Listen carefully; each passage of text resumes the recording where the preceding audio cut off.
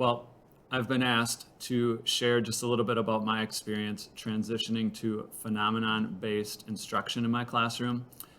It, in my 20 years of teaching, has had more significant impact on student learning than anything else I've done.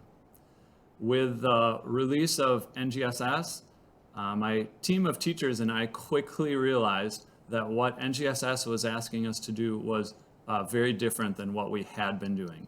It was asking us to not only change what we were teaching, but to change how we were teaching. So we realized that we were going to have to look for some curriculum to help guide us. When we implemented it, it transformed my classroom and student learning. It basically flipped what I had been doing right on its head.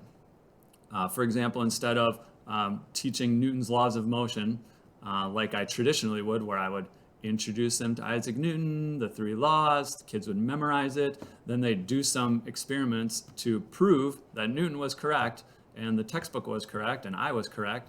Instead of doing that, students are investigating why their phone breaks when they drop it sometimes and not others. And they're basically putting together Newton's laws of motion on their own through their investigation and trying to make sense of the phone breaking, rather than me or the textbook just telling them about some thing that was already discovered by someone else. The students themselves are the scientists discovering it. And that's the most powerful thing is that it puts students as the scientists in the classroom and the experts in the classroom instead of me or a textbook. They're the ones that are trying to make sense of phenomenon.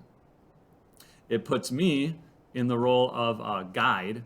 I'm basically just guiding students and helping them make sense of things. I'm not the expert anymore, trying to find creative ways for them to understand things or memorize things. And there's certainly been some challenges. Questioning students about things and like getting them to think more critically about their ideas. It's an art, and has taken time for me to build that and for students to get used to it.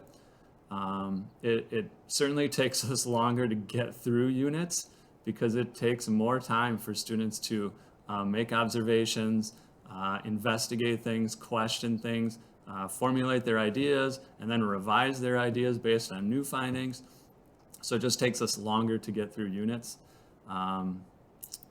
Lessons can be less predictable than what they otherwise would have been because it's students' ideas that are driving and student questions that are driving the unit forward. And although you can somewhat predict what student ideas and misconceptions are going to be, sometimes unexpected things arise. So I've had to be patient with myself, and I've encouraged other teachers going through this to be patient with themselves and their students as they adjust to this new approach to instruction and learning. But it certainly has its rewards. I've seen students more willing to take risks because it's not a classroom of right and wrong anymore. It's a community where we're just trying to figure things out on our own. So students are more willing to share ideas. They're more willing to ask questions. I've seen students more engaged because it's easier for them to apply what we're studying to their real life as they try to make sense of things. So I've seen students more engaged as well. This significant difference really hit home with me with one particular student that I had. I had this student in 2 consecutive years in 8th grade and 9th grade. And he checked all the boxes as someone who might have a hard time finding success in school. When I had him in 8th grade, he was generally disengaged in class. His work completion was poor. His grades were low. But much of his 8th grade work revolved around textbook readings and notes and worksheets. We did experiments, but they were largely used just to prove that the ideas presented to him either by me or the textbook were correct.